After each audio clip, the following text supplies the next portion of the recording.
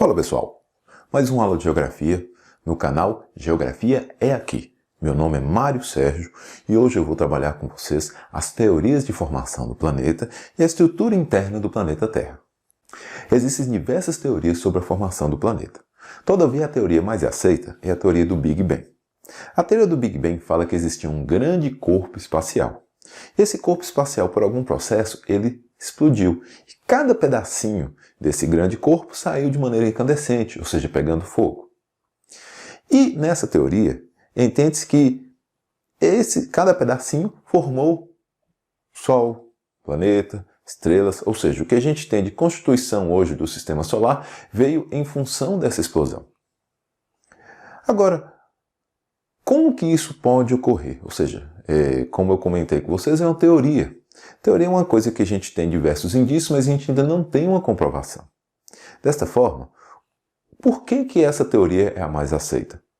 Pensem para vocês terem noção. Ou seja, se cada pedaço desse saiu de maneira incandescente, vamos pensar, por exemplo, o pedaço que veio a dar origem ao planeta Terra.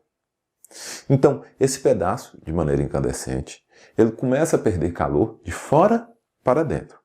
Então, se todo esse material estava em estado líquido, em função das altas temperaturas, a partir do momento que ele começa a perder calor de fora para dentro, a parte externa vai se transformar em estado sólido, ou seja, forma então o que a gente chama de litosfera ou crosta terrestre. Então, reparem como tem uma ligação muito grande com a situação que a gente tem hoje no planeta, com a conformação que a gente tem hoje no planeta. Por isso que é a teoria mais aceita.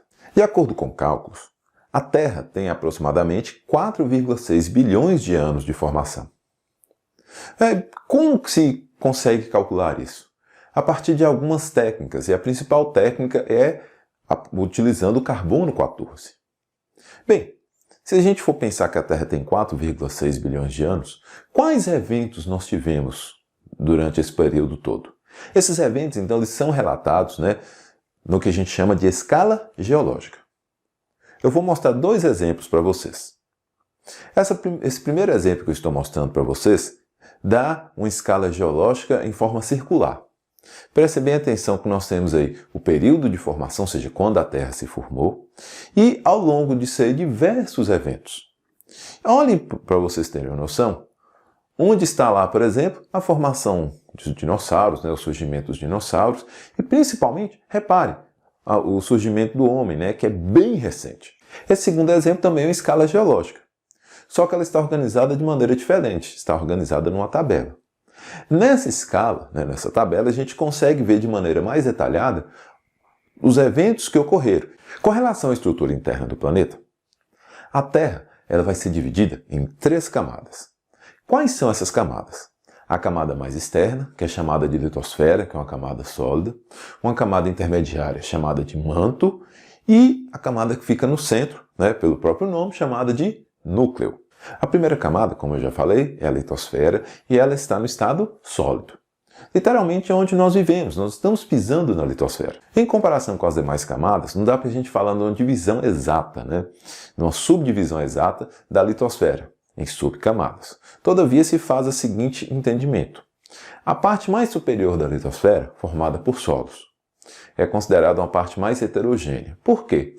O solo é formado a partir de uma diversidade de sedimentos. Sedimentos são restos de origem tanto orgânica, restos de animais, plantas, etc., como também inorgânica, ou seja, pedaços, lascas de rochas de diferentes tipos, de diferentes processos de formação. Então entende-se que o solo é uma parte mais heterogênea, composta por uma grande quantidade de elementos. A segunda parte, que seria a parte rochosa, é considerada uma parte mais homogênea, porque a quantidade de elementos que vão constituir as rochas, que vão formar as rochas, é bem inferior quando a gente compara com os solos. A próxima camada é o manto. Todavia, entre o manto e a litosfera, nós temos a astenosfera. A astenosfera, ela possui materiais em estado incandescente, pastoso e altamente plástico. O que isso quer dizer? Isso quer dizer que a litosfera, como camada sólida, ela está deslizando na atenosfera, certo? E é nessa região aí também que nós achamos a primeira descontinuidade, a descontinuidade Morozevich.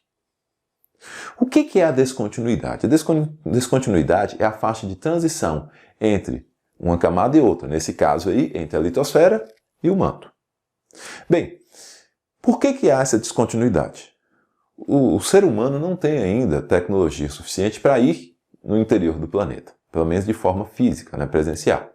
Então a gente estuda o interior do planeta de forma indireta, a partir de pedaços de rochas, etc., que a gente tem nas camadas, né, nas partes mais superiores da litosfera, ou então a partir de sondagens utilizando aí ondas sísmicas e outros equipamentos. E a partir da sondagem, né, a partir do estudo das ondas sísmicas, verificou-se que nós temos duas descontinuidades, sendo a primeira essa de Morozevich. O que é isso? A onda sísmica ela se propaga. Todavia, quando ela chega nessa região de descontinuidade, há uma alteração, há uma mudança na forma de propagação da onda, na velocidade de propagação.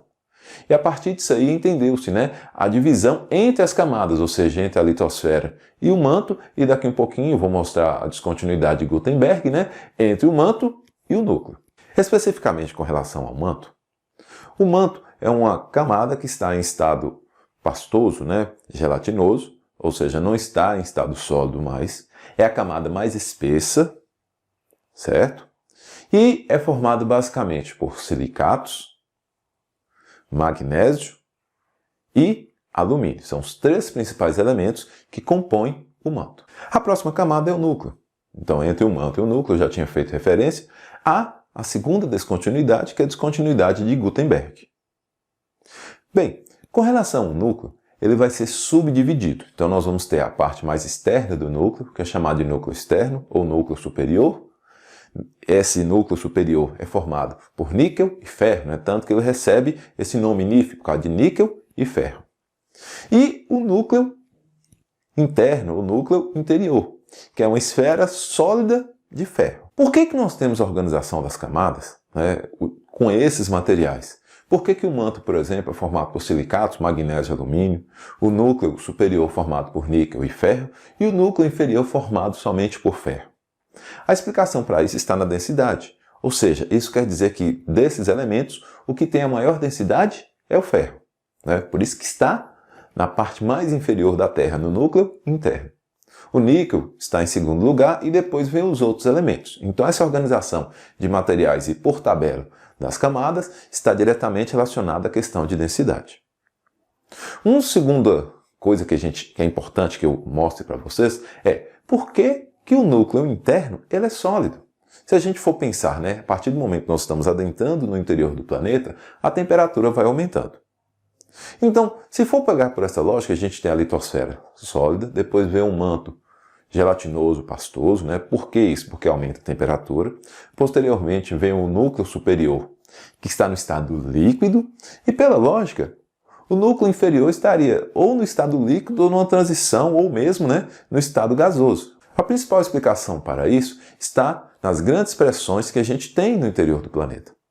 Então essas grandes pressões fazem com que esse material, que era para estar no estado gasoso ou de transição do líquido para o gasoso, ele se transforme no estado sólido. Velho, não é possível que você assistiu essa videoaula até agora, não se inscreveu no canal, não deu um like e nem marcou o sininho? Véi, quebra o galho aí!